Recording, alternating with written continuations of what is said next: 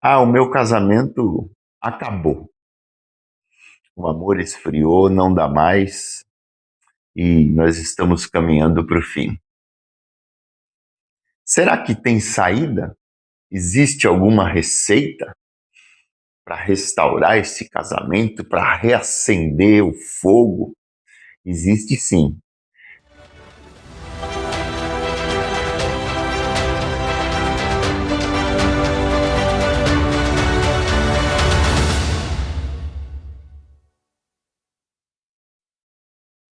Bom dia! Tudo bem aí com você nessa sexta-feira abençoada? Mais um final de semana chegando. Eu espero que esteja tudo bem aí com você. Já vou começar falando dos nossos protocolos, estão todos aqui. Preciso da sua ajuda, da sua interação e conto com isso. Amém? Deixa eu te fazer uma pergunta. Como está o seu casamento? Você é casado? Como que está o seu casamento? De 0 a 10, que nota você dá ao seu casamento? O meu casamento acabou. O amor esfriou, não dá mais e nós estamos caminhando para o fim. Será que tem saída? Existe alguma receita para restaurar esse casamento, para reacender o fogo? Existe sim. Fica comigo aí até o final e você vai ver que Deus tem muito mais para você do que você pode imaginar. A primeira coisa que a gente precisa entender é quem inventou esse negócio de casamento, né? E aí a gente vai lá para o Evangelho de Mateus e a gente encontra algo interessante quando, a partir do verso 4, Jesus diz assim: Não tendes lido que o Criador, desde o princípio, os fez homem e mulher? E disse: Por esta causa deixará o homem pai e mãe, e se unirá à sua mulher, tornando-se os dois uma só carne. De modo que já não são mais dois, porém uma só carne. Portanto, o que Deus ajuntou, não o separe o homem. Casamento é um projeto de Deus. Foi Deus quem criou a instituição casamento. Por isso, ela é uma instituição sagrada. E sendo que foi Deus quem criou o casamento, o manual para o seu perfeito funcionamento tem que vir de quem? Do fabricante, de Deus. E eu gosto de uma ilustração que uma esposa de pastor fez no passado e me chamou muita atenção, eu nunca mais esqueci. Ela dizia assim: quando você compra uma geladeira, por exemplo, essa geladeira vem com o manual do fabricante. Ele que fabricou o produto e ele fornece um manual de operação daquela geladeira. E se a gente não atentar para o manual, a gente corre o risco de quebrar essa geladeira, né? Por exemplo, se ela é uma geladeira 110, no manual vai vir escrito que é uma geladeira 110, não ligue no 220. Se você desrespeita o manual e liga no 220, o que acontece? Ela vai queimar. E da mesma forma, Deus criou, fabricou o homem e deixou para ele um manual do fabricante para o perfeito funcionamento desse homem em todas as esferas de sua vida. Só que o que aconteceu? O homem não atentou para o manual e quebrou. E como o assunto hoje é casamento, nós precisamos voltar para o manual de quem criou o casamento, porque lá nós vamos encontrar tudo que a gente precisa para o casamento funcionar. A gente acabou de ler aqui no Evangelho de Mateus, no capítulo 19, que os dois se tornam uma só carne. E aí ele finaliza dizendo: portanto, o que Deus uniu, não o separe o homem. É um mandamento do Senhor. Ah, mas como é que eu vou fazer se eu não amo mais? O amor acabou. Como que fica? Como é que a gente resolve? Como é que eu vou conviver com isso? E aí a gente precisa entender algumas coisas relacionadas a esse amor. E uma delas a gente se encontra lá no livro de 1 Coríntios, no capítulo 13, quando Paulo está descrevendo o amor. E no capítulo 13 de 1 Coríntios, ele diz assim, depois você lê o capítulo inteiro, é um capítulo sobre o amor, muito interessante, mas lá no verso 4, ele começa a dar algumas características do amor. Ele diz assim: o amor é paciente, o amor é benigno, o amor não arde em ciúmes, não se ufana, não se ensoberbece, não se conduz inconvenientemente, não procura os seus interesses, não se exaspera, não se ressente do mal, não se alegra com a injustiça, mas regozija-se com a verdade. Tudo sofre, tudo crê, tudo espera, tudo suporta. O amor jamais acaba. Mas havendo profecias, desaparecerão. Havendo línguas, cessarão. Havendo ciência, passará. Paulo está descrevendo aqui o amor que vem do trono do Pai. E ele está dizendo: o amor jamais acaba. Que amor é esse? Como assim? O amor no meu casamento acabou. E aí a gente precisa começar a entender algumas coisas. Existem 3 níveis de amor. O amor eros, que é o amor carnal, sexual, atração. Existe o amor filéu, que é o amor fraternal entre irmãos. Existe o amor ágape. O amor ágape é o amor de Deus incondicional. Esse amor ele é descrito na sua essência máxima em João 3,16, quando a Bíblia diz assim: porque Deus amou ao mundo de tal maneira que deu o seu Filho unigênito, para que todo o que nele crê não pereça, mas tenha a vida eterna. O amor ágape é um amor que ama incondicionalmente. É o amor de Deus. É o amor que precisa haver entre um homem e uma mulher num casamento. E como que funciona esse negócio? Se eu não sinto mais amor pela minha esposa, pelo meu marido, no caso da esposa, aquele amor do início do nosso casamento não existe mais. E aí a gente precisa entender definitivamente que amor, ele não é um sentimento. O sentimento é paixão, aquele fogo, aquela chama que passa, isso é paixão. Mas o amor verdadeiro, ele é um mandamento, ele é uma decisão. Lembra daquele texto? Novo mandamento vos dou, que vos ameis uns aos outros. É uma ordem, é um mandamento.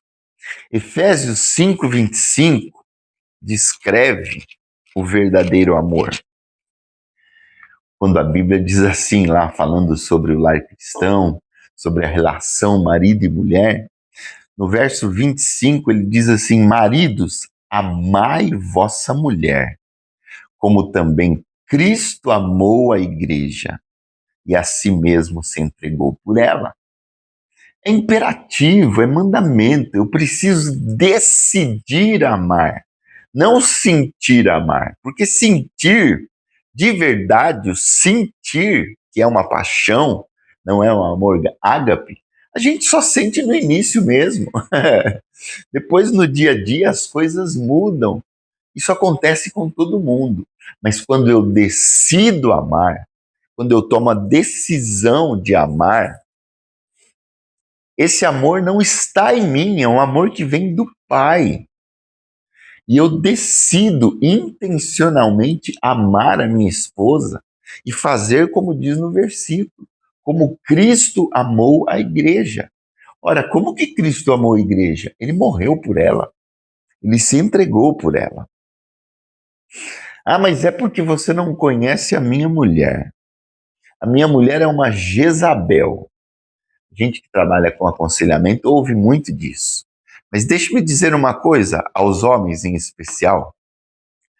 Só existe uma Jezabel onde tem um Acabe.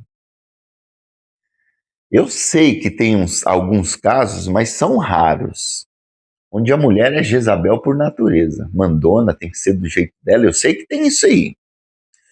Mas sabe o que a gente tem percebido é que, invariavelmente, tem mulher que é taxada de Jezabel, mas é porque ela tem um Acabe, um banana do lado. E se ela não toma a dianteira da casa dela, a casa rui. Os filhos adoecem. E aí a gente vê uma mulher que teve que assumir um papel que não era dela, mas porque o marido negligenciou, e a tendência da sociedade e até da igreja é taxar essa mulher como Jezabel. E muitas vezes dos casos não é assim. Ela só é assim, com essa aparência de Jezabel, porque o marido é um negligente, é um omisso, ou seja, um Acabe, que dá lugar a Jezabel. Então a gente precisa tomar cuidado com esses tipos de julgamento e fazer uma análise mais criteriosa, fria, e ver por que está havendo esse comportamento de Jezabel. E aí quando a gente vai investigar, invariavelmente a gente vai chegar no marido omisso, no marido que não assume as suas responsabilidades. Então o que a gente precisa aprender a nível de casamento é que a gente não pode confundir amor com paixão, ok? Porque a paixão, ela apaga, ela cessa. Agora, para manter a paixão acesa, eu preciso de um amor que não está em mim, vem do alto. E esse amor é o amor ágape. E entendendo que amor é uma decisão, eu decido amar. Então, quando eu decido amar, o dia ruim vem, mas houve uma decisão anterior, que é a decisão de amar, de se entregar, de estar junto, unidade, aliança. E Deus abençoa essa aliança. E se você falar assim, não, o amor acabou, eu vou partir para outra, você só vai mudar o problema de endereço. Porque invariavelmente o problema está em nós. Então nós precisamos decidir amar. E trazendo isso um pouco para a prática, eu gosto muito de um texto que a gente encontra lá no Evangelho de João, quando Jesus está num casamento. E esse texto a gente encontra lá no Evangelho de João, no capítulo 2. E eu quero ler para você, para a gente caminhar para uma solução para o seu casamento. Talvez a nota que você deu lá no princípio foi muito baixa, você está em vias de desistir. Como eu tinha anunciado ontem, que a gente falaria sobre esse assunto hoje, eu fiz a chamada falando sobre um novo comportamento que as pesquisas têm denunciado, chamado divórcio cinza. É aquele divórcio que acontece depois dos 50, 60 anos, porque tem crescido o número de divórcios nessa faixa etária. Pessoas com mais de 50, 60 anos estão se divorciando. Por quê? Porque os filhos casam e saem de casa. E aí esse casal olha um para o outro e são simplesmente dois desconhecidos. Tem aumentado, infelizmente, o número de divórcios nessa faixa etária. Divórcio cinza. Tem solução? Tem. E a gente vai ler um texto onde essa solução esteve presente. João, capítulo 2, a partir do verso 1, diz assim: 3 dias depois houve um casamento em Caná da Galileia, achando-se ali a mãe de Jesus. Jesus também foi convidado com os seus discípulos para o casamento. Tendo acabado o vinho, a mãe de Jesus lhe disse: eles não têm mais vinho. Mas Jesus lhe disse: mulher, que tenho eu contigo? Ainda não é chegada a minha hora. Então ela falou aos serventes: fazei tudo o que ele vos disser. Estavam ali 6 talhas de pedra que os judeus usavam para as purificações, e cada uma levava 2 ou 3 metretas, medidas. Jesus lhe disse: enchei de água as talhas. E eles as encheram totalmente. Então lhes determinou: tirai agora e levai ao mestre-sala. Eles o fizeram. Tendo o mestre-sala provado a água transformada em vinho, não sabendo de onde viera, se bem que o sabiam os serventes que havia tirado a água, chamou o noivo e lhe disse: todos costumam pôr primeiro o bom vinho, e quando já beberam fartamente, servem o inferior. Tu, porém, guardaste o bom vinho até agora? Com este, deu Jesus princípio a seus sinais em Caná da Galileia. Manifestou a sua glória e os seus discípulos creram nele. A gente tem aqui na prática o que acontece e talvez precise acontecer no seu casamento. A gente vê alguns princípios aqui e é sobre eles que eu quero falar rapidamente aqui. A primeira coisa que a gente percebe é que o versículo 2 diz assim: Jesus também foi convidado para esse casamento. Sabe, a maioria dos casamentos que existem por aí, Jesus não faz parte. Então, a primeira orientação que eu quero dar para você é: convide Jesus para o seu casamento. Tudo começa aí. Convide Jesus para estar no seu casamento. Por quê? Porque quando Jesus está no casamento, o milagre acontece. Talvez seja isso que você precisa para restaurar ou até salvar o seu casamento. Uma vez Jesus estando no seu casamento, ele precisa ser informado que o vinho acabou. Jesus, acabou o vinho do nosso casamento. Nós não sabemos o que fazer. E só assim, um casamento que estava aguado, insosso, sem gosto, pode reviver, retomar aquele sabor do início. Quando Jesus está no casamento, o milagre acontece.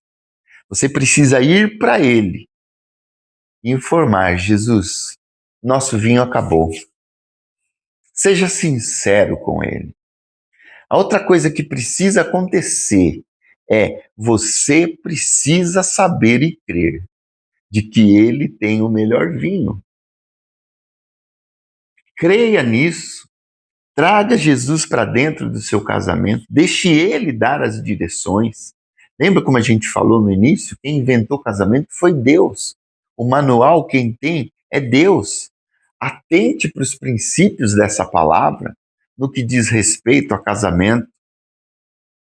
E quando você entender que Jesus tem a possibilidade de transformar água em vinho, e você vai para ele, informa que o seu vinho acabou, chama ele para dentro desse casamento e deixa ele nortear, irmão, o milagre vai acontecer. Creia nisso, creia nisso.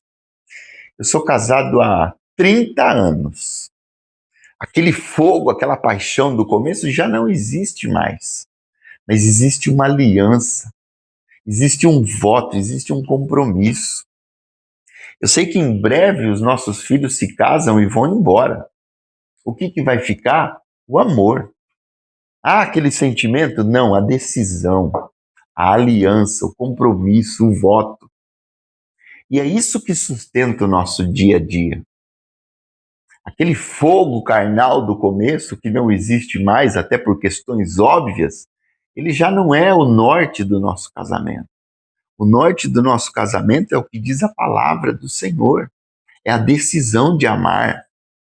Então, meu irmão, minha irmã, meu amigo, eu não sei em que ponto está o seu casamento, mas eu sei de uma coisa: quando Jesus é convidado, o vinho novo vem à tona. Aquilo que era água sem sabor, Jesus tem o poder de transformar no melhor vinho, independente do tempo que você tenha de casado. Você, meu irmão, você, minha irmã. Então, a minha orientação para você, o meu desejo, o meu conselho, chame Jesus para ser o centro do seu casamento. E uma vez estando Jesus no centro do seu casamento, pode esperar o melhor vinho todos os dias, porque ele é o dono do manual, ele sabe como fazer. Você só precisa chamar ele para essa relação, para que ele seja a pessoa mais importante e que o vinho seja novo todos os dias. Pensa nisso e que o Senhor te abençoe.